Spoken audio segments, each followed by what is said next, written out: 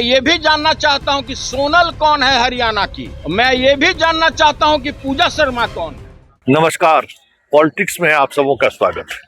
और आज हम पॉलिटिक्स में बात कर रहे हैं कि बख्श दीजिए नीतीश बाबू को, अब बहुत हो गया। नीतीश बाबू ने बिहार के लिए जो किया है और जिस जुनून के साथ किया है,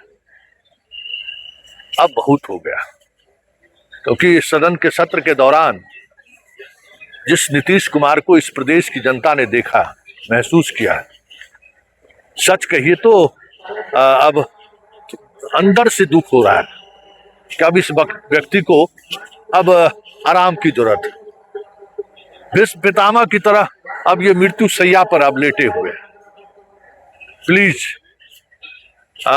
परिस्थिति भले ही नीतीश के बने रहने की मजबूरी है, राजनीतिक मजबूरी है, लेकिन वो इजाजत नहीं दे रहा है।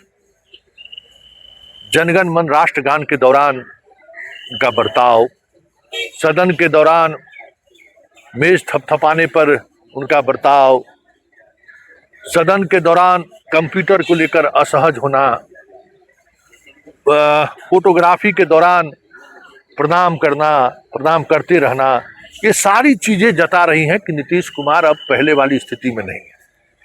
न उस मना स्थिति में है और ना ही इस बात की इल्म अब उनमें है कि हमें किस वक्त क्या करना है।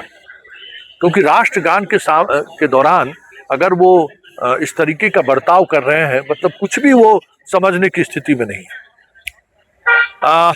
बीच बीच में सदन के अंदर खड़े होकर कुछ बोलना और उस दौरान उनका जो बॉडी लैंग्वेज रहता है या जिस तरीके से वो अपनी बात रखते हैं, उससे भी साफ लगता है कि नीतीश कुमार अब वो नीतीश कुमार नहीं है।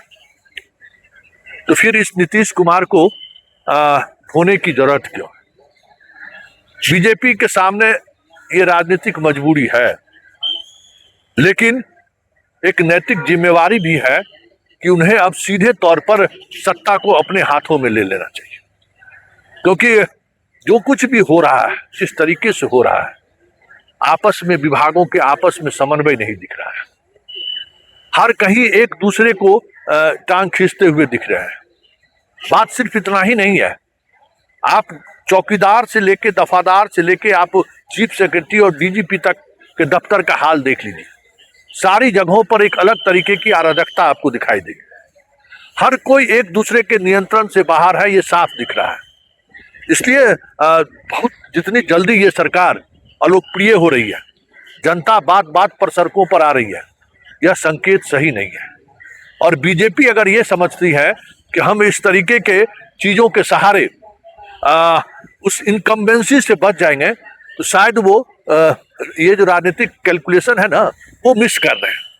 इस बार जो भी इनकम्बेंसी है वो बीजेपी की इनकम्बेंसी है, सम्राट चौधरी की इनकम्बेंसी है, विजय सिन्हा की इनकम्बेंसी है। और ये भी तय है कि आज की तारीख में जब तक नीतीश हैं, राजद का वो पॉलिटिक्स बिहार में कामयाब नहीं होगा। लेकिन इस वजह से नीतीश कुमार को आप इस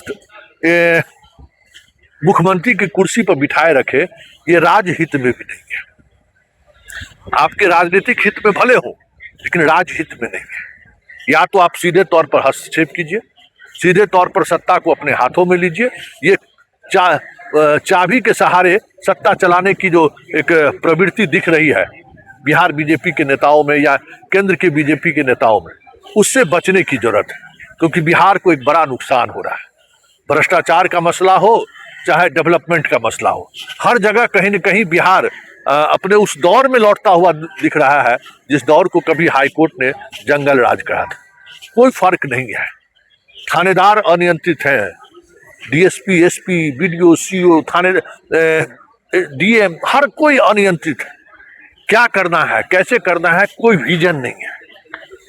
आप भले नीतीश जी को आप घुमाते रहिए, ये दिखाते रहिए कि नीतीश जी अभी भी विकास को लेकर उतने ही सचेष्ट है, लेकिन ये व्यवहार दिखा रहा है कि नीतीश कुमार अपने मिजाज में है ही नहीं। ऐसे में पॉलिटिक्स यही कहता है कि आप तैयारी शुरू कर दीजिए।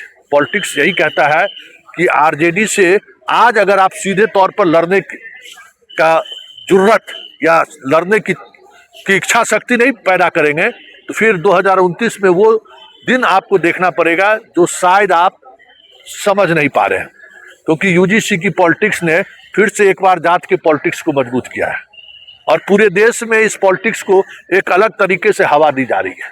पता नहीं बीजेपी इस आग के साथ क्यों खेलना चाह रही है।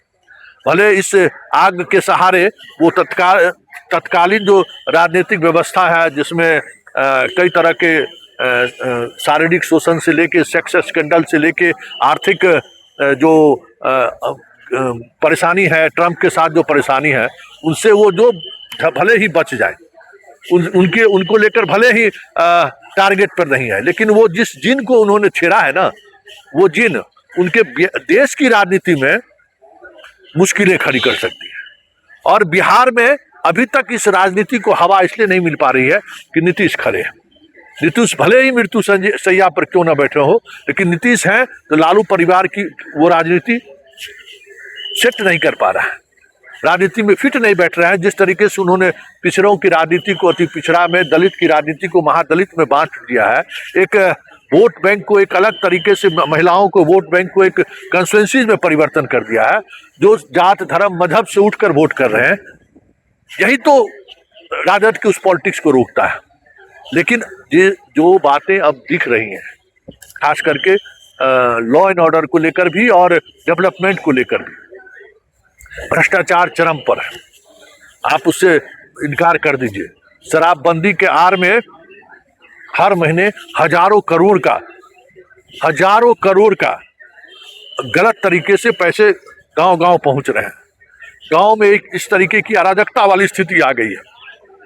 कहीं न कहीं गांव में शराब सिंडिकेट का एक अपना वर्चस्व स्थापित कर लिया है, जो कहीं न कहीं एक नई तरीके की परेशानी खड़ा कर दी है ग्रामीण अर्थव्यवस्था में।